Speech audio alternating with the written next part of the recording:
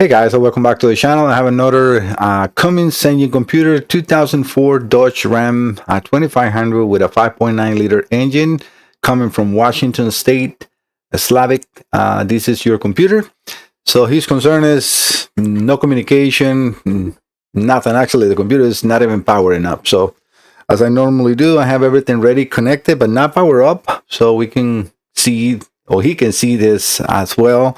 I'm going to open the folder that I have created. Just very minimum information so far yet because it just got here, right? So I always take a picture where I connected the computer. You can see all the switches in my breakout box on and the two leads from my multimeter connected to the computer harness that I have created. So if we see here, we're only getting 0.24.222 millivolts, so no voltage on the sensor ground or voltage, which is very common on those computers when they get damaged. It's a crank no start, no gate sweep, no VDK communication, no lip pump. Yeah, that's definitely the computer is a CM848C, and he put even a wire with his address and everything, which I removed most of the information obviously, and he's put the stickers all over.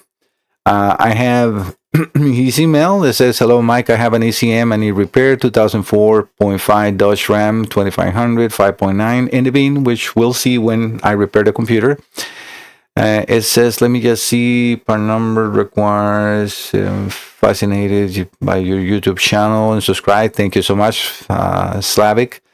I have no gate sweeps on and no aftermarket lip pump with key on. All this happened after the truck batteries died. That's very common, guys. I'm telling you, a lot of the damage on this computer is that a dead battery or corroded connection in between the batteries. This vehicle uses two batteries, and when that happens and you're going to jump start the vehicle, if you don't jump start properly, you will short immediately the computer and damage it instantly. So I would always recommend on this vehicle is better to disconnect the batteries and charge it outside, or each battery at a time. Don't try to jump start a car because it will immediately blow the computer. So if you are careful enough to keep your batteries tight, clean, and charged, you will not have these issues. All right, so let's do the test. Let me move you over to here. So we have the computer there. Let me get the multimeter on the screen, which is the only thing I'm actually going to use now because I know that this computer is completely dead, no communication. So if we have no fiber reference, I am definitely not going to even try nothing else because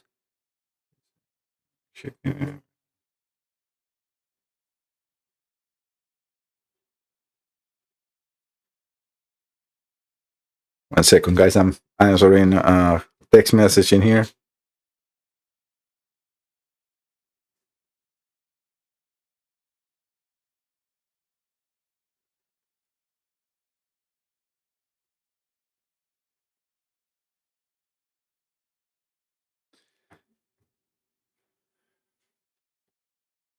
All right, let me put the meter now here. All right, so you see where I have not turned on the power. So let me actually, I think it's better if I put you here so you can see this breakout box that I'm about to turn on. All the switches up, actually it's off. So let me turn it on. Let me unplug the scanner. I don't need to put in here yet. All right, the output is on now. And now you can see the three switches coming on, and we only getting 3 millivolts. So no fiber reference, no power on this computer. This is enough of a test for me.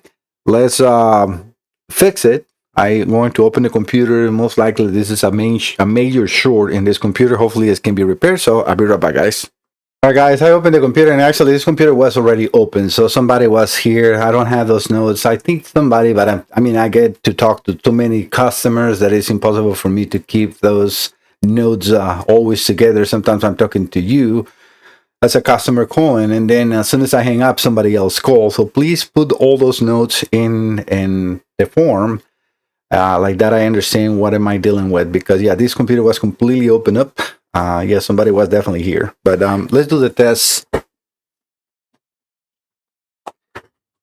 All right, let's see if we have a short or what we're going to have in here, because the reason I am very hesitant to work with computers that have been previously attempt to repair is because it's very hard to, to find broken and missing components. There are very minuscule components in here that they can be damaged. And now I'm touching your computer, I send it back, and I might have missed something because it's covered by silicone or under another component, and they damage that. So it's always that if, you know what I mean? All right, but let's do a test. So let's I'm going to put the light so you can see that. I'm not sure if you can see it. It's probably a little too far. Trying to put this into 1 second. Into continuity. I'm going to touch the main diode to see if it's shorted. Dead short. I hope that you can hear that beep. It is completely shorted out. I'm not sure if it was with Slavic that he sent this to somebody else and they told them that, and I think it is because it was a customer from Washington State, and they told them that these computers are sealed and they cannot be repaired. It's like, wow, I have repaired thousands of them. Now, let me see the notes that I have with him. Give me just 1 second.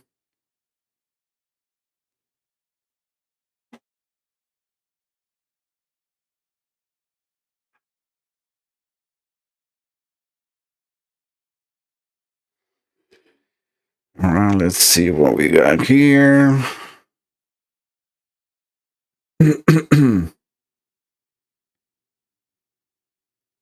Okay, just sweet battery is just some started idle somewhere. But after 2 weeks, the battery went low. Had the continuity, have the truck on battery tender.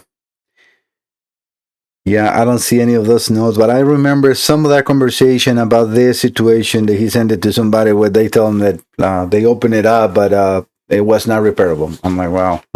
I'm not sure if it's this one, but it will be such a casualty that is coming from Washington State as well. All right, guys, let me work on the computer, see what I can do with this, and see if we can revive it, right? I'll be right back.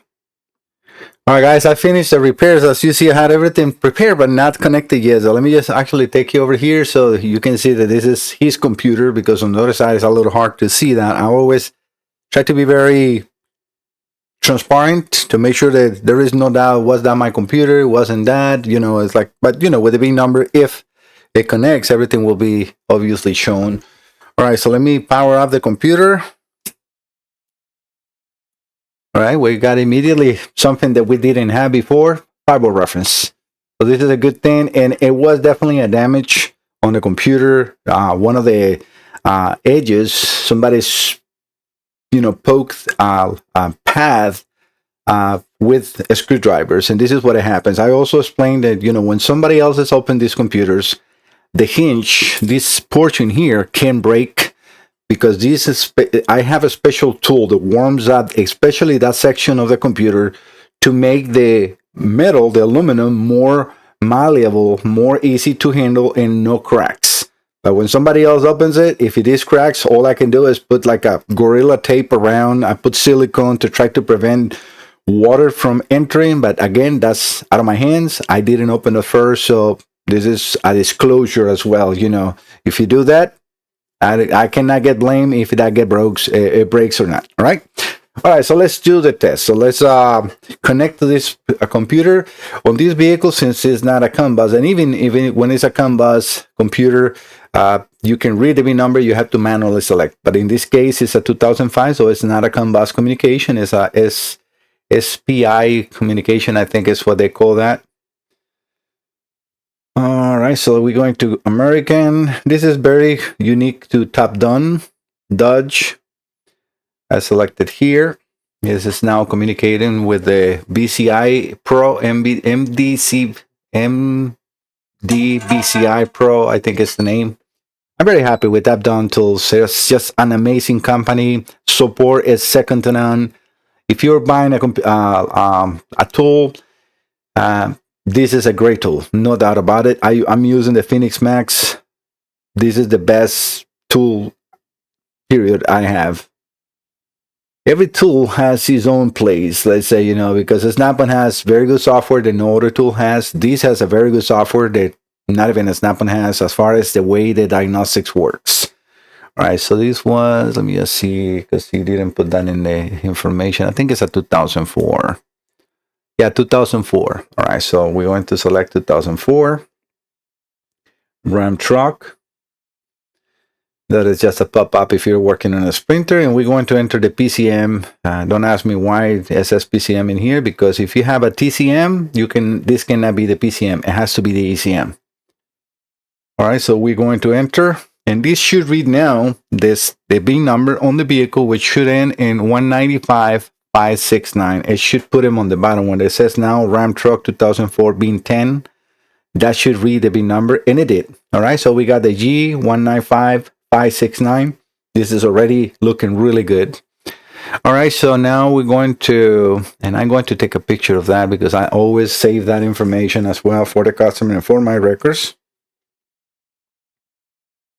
I'm very data analytic person. That's why I use my phones, my cameras, my high definition cameras. Data is very important. All right, so module information. Let's see what it says. It actually has the latest calibration for this year. Perfect. So I'm saving that one as well. We can see everything in here is reading properly, and this is very important because this also tells me that the logic inside the computer is still good, because I found some oil inside the computer, not a major amount. Connectors are clean. I'm not sure if it was because it was open and whoever handled this, because I don't see, connection with oil. The outside of the computer was dry. Why is oil inside? But they could have cleaned it, and I don't know that, right? All right, so the next thing that I want to do is go over to read data stream, and I'm just going to select one, the engine controller battery voltage. And all I'm going to do is put that in a graph. So what I can change now is the voltage to make sure, we can see that we have communication, but is the logic on the computer still good? So I'm going to change the voltage 1 volt down and up. I can make that a little more visual. Right, I'm going up, down, and up. Is the scanner directly connected to the computer? No, it's talking to the computer via the network. That bus, the SNDLC 2 and 10, is the one is establishing the communication and then transfer that information over to the scanner. So now this is 100% fixed.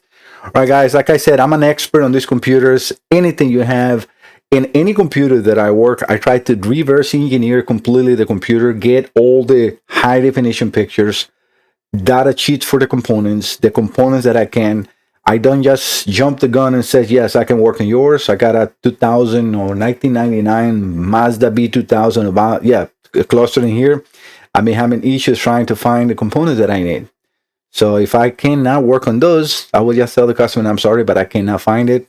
Take it to somebody else, because so maybe another facility that repair cluster might have an old stock of those components, but there is no longer available for nobody else. And I have to live with that, and it will be no charge for the customer. Right?